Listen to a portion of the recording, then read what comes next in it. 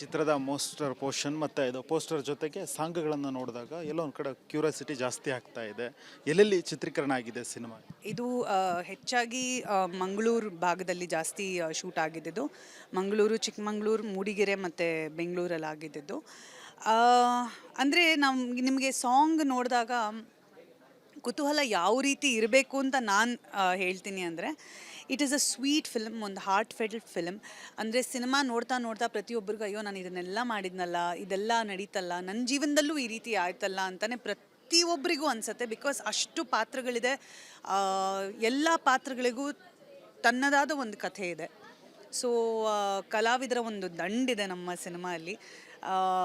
So ಅವರ ಎಲ್ಲರ representative ಆಗಿ ನಾನು ಮತ್ತು ಕಿಟ್ಟಿ ಇದ್ದೀವಿ ಈ ಸಿನಿಮಾಲಿ.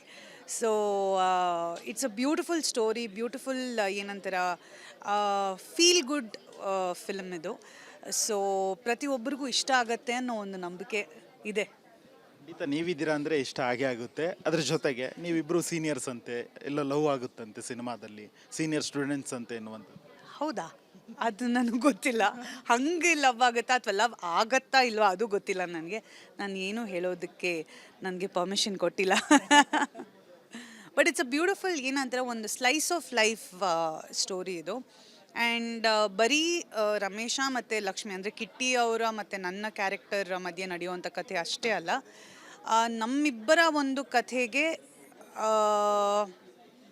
ಏನಂತೀರ, ಭಾಳಷ್ಟು ಕತೆಗಳು ಇಂಟರ್ಲಿಂಕ್ ಆಗಿರ್ತವೆ. ಸೊ ಇದು ಆಲ್ಮೋಸ್ಟ್ ಒಂದು ರೀತಿ ಒಂದು ಈ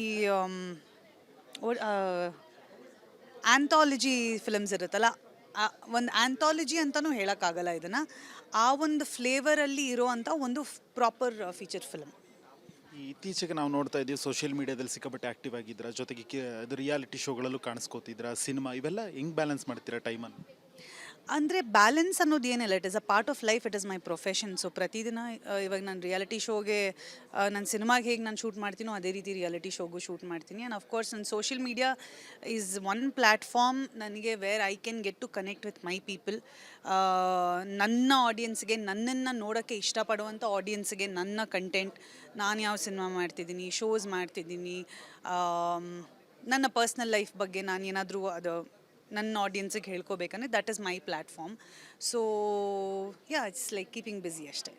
ಇದ್ರ ಜೊತೆಗೆ ಮೇಡಮ್, ಕನ್ನಡ ಇಂಡಸ್ಟ್ರಿಲಿ ಒಂದು ಮಾತಿದೆ, ತಂದೆಗೆ ತಕ್ಕ ಮಗಳು ಎನ್ನುವಂಥದ್ದು. ಆ ಬಿರುದು ನಿಮಗೆ ಸಿಕ್ಕಿರುವಂಥದ್ದು. ಯಾಕಂತ ಹೇಳಿದ್ರೆ ಪ್ರತಿ ಸಾರಿ ತಂದೆ ಜೊತೆಗೆ ಇರ್ತೀರಾ, ಸೊ ಒಂದು ರೀತಿ ಫ್ರೆಂಡ್ ಆಗಿರ್ತೀರಾ, ಆ ರೀತಿ ಕಾಣಿಸ್ಕೋತೀರಾ. But thank you. ಅಂದರೆ ನನಗೆ ಅದು ಬಿರುದು ಕೊಟ್ಟಿದ್ದಾರೆ ಅಂತ ಗೊತ್ತಿರಲಿಲ್ಲ. ಅಂದರೆ ನಾನು ಯಾವಾಗಲೂ ಮನೆಯಲ್ಲಿ I don't know what to say. ಅಂದರೆ ನನಗೆ ಅಫ್ಕೋರ್ಸ್ ನಮ್ಮಪ್ಪಂಗೆ ಮುದ್ದಿನ ಮಗಳು, ಒಬ್ಬಳೇ ಮಗಳು. ಸೊ ಹೆಣ್ಮಕ್ಳು ಮೋಸ್ಟ್ ಆಫ್ ದ ಟೈಮ್ಸ್ ಅಪ್ಪನಿಗೆ ಜಾಸ್ತಿ ವಾಲುವಂಥದ್ದು. ಸೊ ನಮ್ಮ ಮನೇಲಿ ಇಟ್ಸ್ ನೋ ಡಿಫ್ರೆಂಟ್ ದಟ್ ನಾನು ಅಪ್ಪ V share a very friendly bond. ಅಂದರೆ ಅಪ್ಪ ಮಗಳಿಗಿಂತ ನಾವು ಫ್ರೆಂಡ್ಸ್ಗಿಂತ ಹೆಚ್ಚಾಗಿ ಒಂದೊಂದು ಸತಿ ಮನೆಯಲ್ಲಿ ಯಾವ ರೀತಿ ಚರ್ಚೆ ನಡೆಯುತ್ತೆ, ನಾವಿಬ್ಬರು ಒಂಥರ ಸಿನಿಮಾ ಕೊಲೀಗ್ಸ್ ಇದ್ದಂಗೆ ಮಾತಾಡ್ತಿರ್ತೀವಿ ಒಂಥರ. ಇಲ್ಲ ಎಸ್ಪೆಷಲಿ ಫಿಲಮ್ಸ್ ನಮ್ಮ ಪ್ರೊಫೆಷನ್ ಅಂದಿದ ತಕ್ಷಣ suddenly from father daughter we become colleagues. So I think ಆ ಒಂದು ಮೈಂಡ್ಸೆಟ್ ನಮ್ಮಿಬ್ಬರಿಗೂ ಇದೆ. ಅಂದರೆ ಸಿಚುವೇಶನ್ ತಕ್ಕ ಹಾಗೆ ನಮ್ಮ ಒಂದು ಏನಂತಾರೆ, ನಮ್ಮ ಕಾನ್ವರ್ಸೇಷನ್ಸ್ ಆಗಿರ್ಬೋದು, ನಮ್ಮ ಥಿಂಕಿಂಗ್ ಆಗಿರ್ಬೋದು ಬದಲಾಗ್ತಿರುತ್ತೆ. And that is mainly because there is a deep rooted friendship ನನಗೂ ಅಪ್ಪಂಗೆ.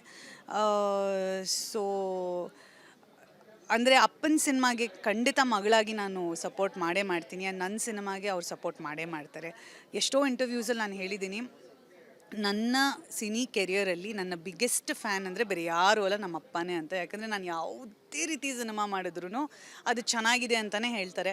ಅಂದರೆ ಇಡೀ ಕರ್ನಾಟಕನೇ ಇಲ್ಲ ಈ ಸಿನಿಮಾ ಚೆನ್ನಾಗಿಲ್ಲ, ಯಾಕೆ ಈ ರೀತಿ ಸಿನಿಮಾ ಮಾಡಿದ್ರು ಅಂತ ಹೇಳಿದ್ರು ನಮ್ಮಪ್ಪ ಇಲ್ಲ ಇದೇ ಸಿನಿಮಾ ಅವ್ರಿಗೆ ಪರ್ಫೆಕ್ಟ್ ಆಗಿದೆ ಅಂತಲೂ ಹೇಳೋ ಅಂಥ ಒಂದು ಫ್ಯಾನ್ ನಮ್ಮಪ್ಪ ನನಗೆ. So that's the bond V share.